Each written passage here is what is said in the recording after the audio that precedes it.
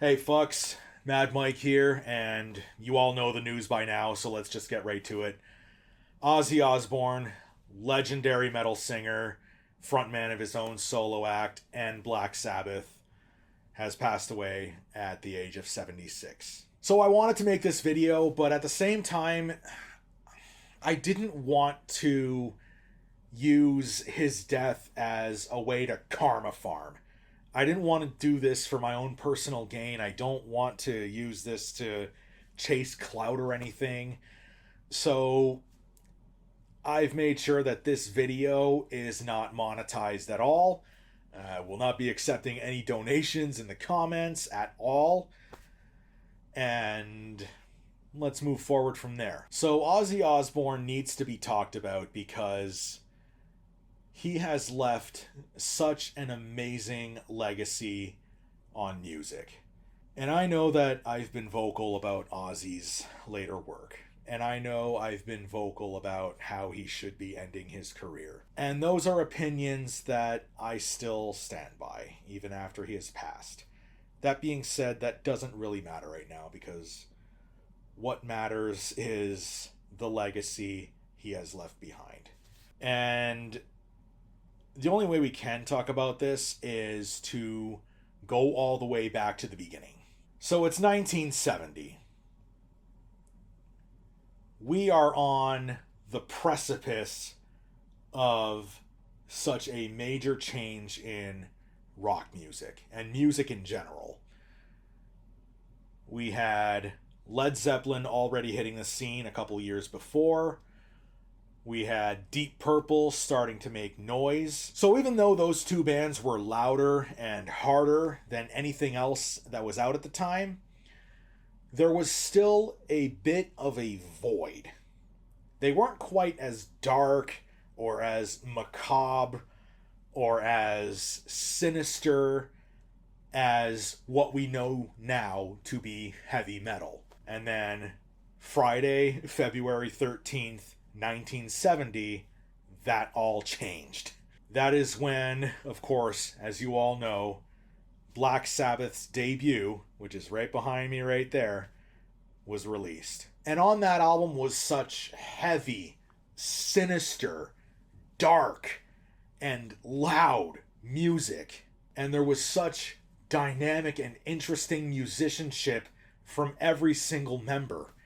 You had this infused jazzy blues style drumming from Bill Ward. You had such wild and frantic bass playing from the now legendary Geezer Butler. You had riff mastery from a guitar god in Tony Iommi. And then on top of all that, you had very scary, dark, and eerie sounding vocals from one John Michael Ozzy Osbourne. And with that kind of music that's so loud and dark and heavy and eerie, you need a vocalist that matches that tone.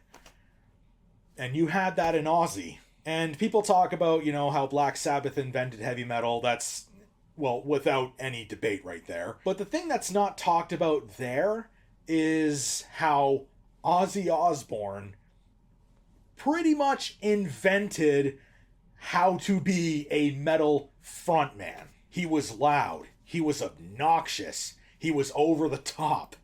He could hold a crowd in the palm of his hand right here. All the way back in 1970. There is a video that I actually recommend right now.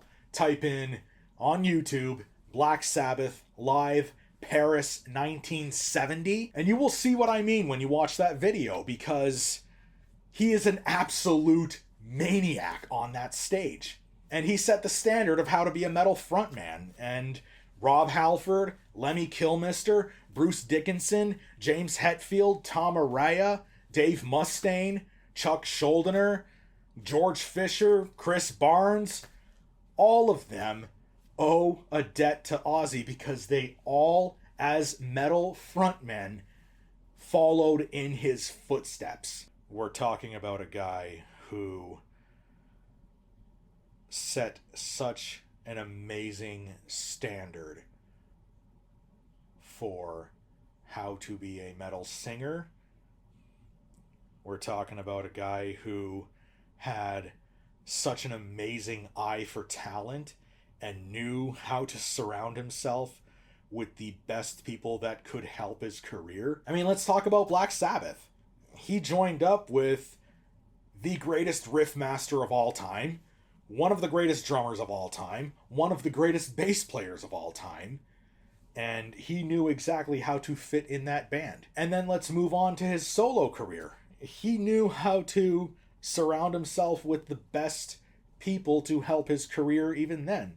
I mean, he even married one of them. Regardless of what you want to say about Sharon Osbourne, you have to accept the fact, the absolute fact, that Ozzy would not have made it to 76 years old without her. But let's talk about his solo career as well, because when he was kicked out of Black Sabbath, that could have been the end of it right there. But he chose to find a way to keep pushing through. And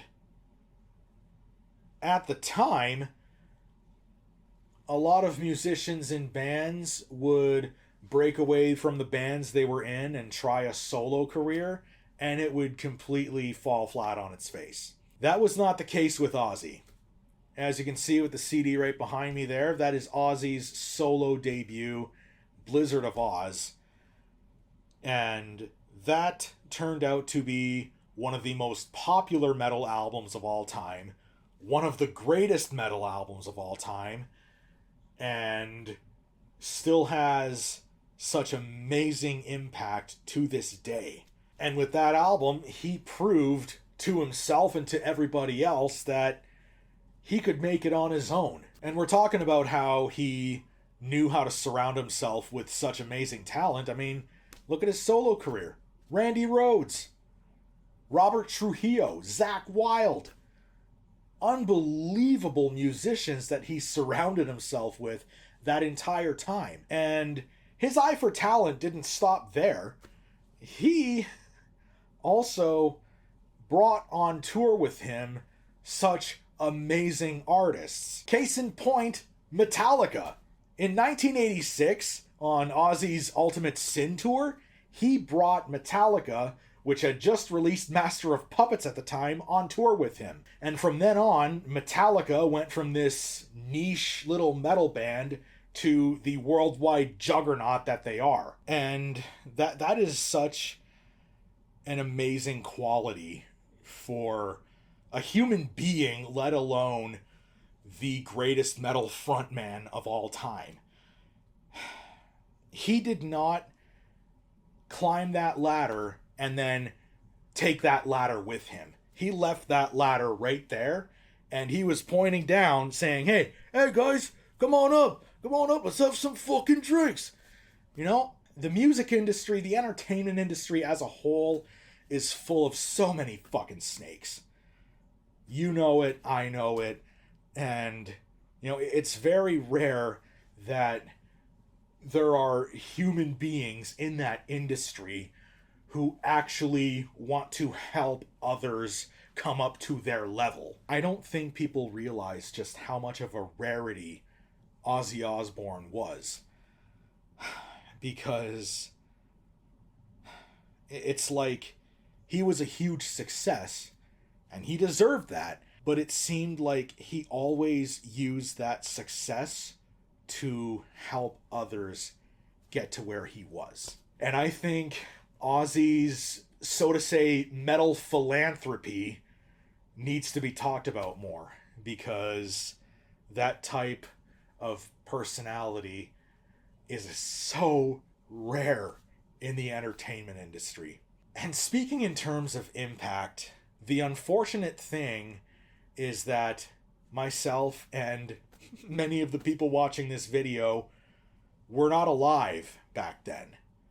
So, as much as we want to say we understood just how much of an impact they had on metal, We can't really say that for sure because we weren't there, right?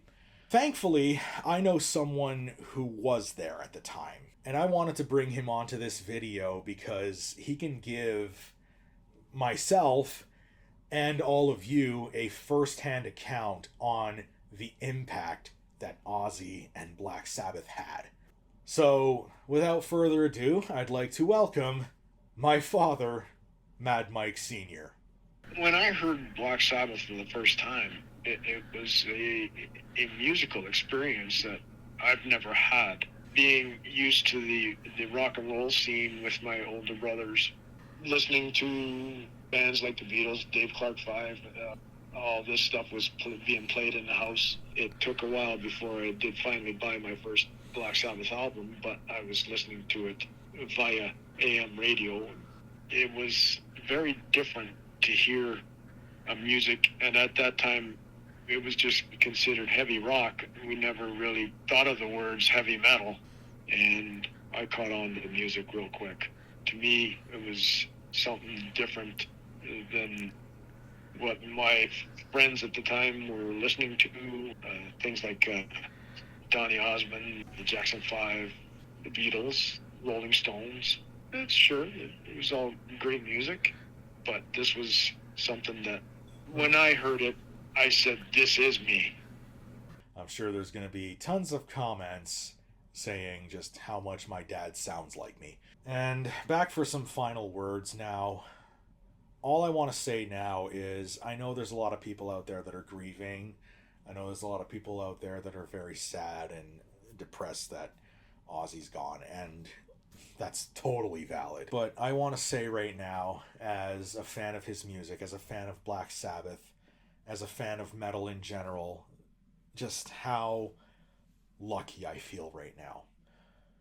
Because 300 years from now, people in that time will be talking about Black Sabbath and singers like Ozzy Osbourne the same way we talk about Beethoven and Mozart. There are going to be people in that time period who are going to say, man, I wish I could just travel back in time and witness this. I mean, you see comments on social media all the time, you know, when there's a video of like an old classic rock band playing and you see like, oh man, I wish I could just have a time machine and travel back to that and enjoy it firsthand, blah, blah, blah, blah. Well, for us and for bands like Black Sabbath, we didn't have to use a time machine. All we had to do was catch them on tour. And I think that is such a blessing to have lived in a time period where metal was king, and that there are going to be people in the very distant future envying us.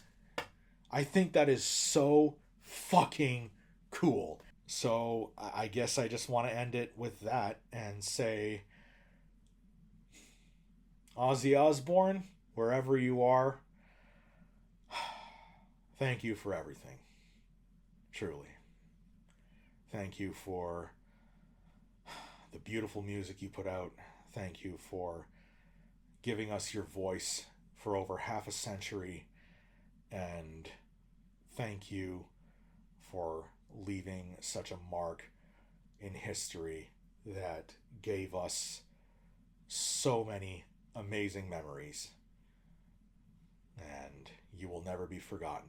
So with that, I gotta say, rest in peace, Ozzy Osbourne. And I know he would want this, so drink him if you got him.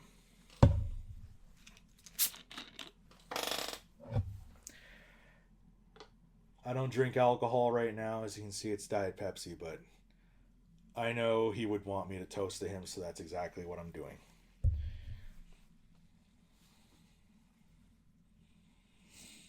Cheers, Ozzy. Rest in peace.